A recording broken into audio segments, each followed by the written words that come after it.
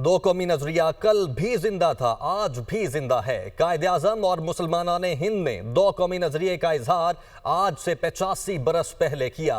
दो कौमी नजरिए की बदौलत मुल्क पाकिस्तान मार्ज़े वजूद में आया था। Army chief general Syed Asim Munir ने दो कौमी नजरिए की अहमियत को उजागर करते हुए कायदे आजम और बर्रे सगीर के मुसलमानों के अफकार की तजदीद की। कहा कि दो कौमी नजरिया न सिर्फ हमारी नजरियाती असास है बल्कि कौमी शनाख्त और बका की दलील है।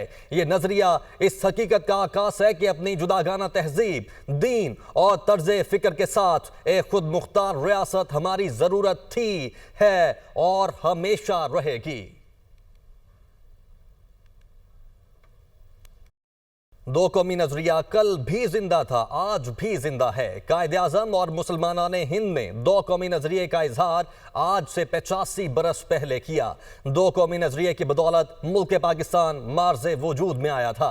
Army chief general Syed Asim Munir ने दो कौमी नजरिए की अहमियत को उजागर करते हुए कायदे आजम और बर्रे सगीर के मुसलमानों के अफकार की तजदीद की।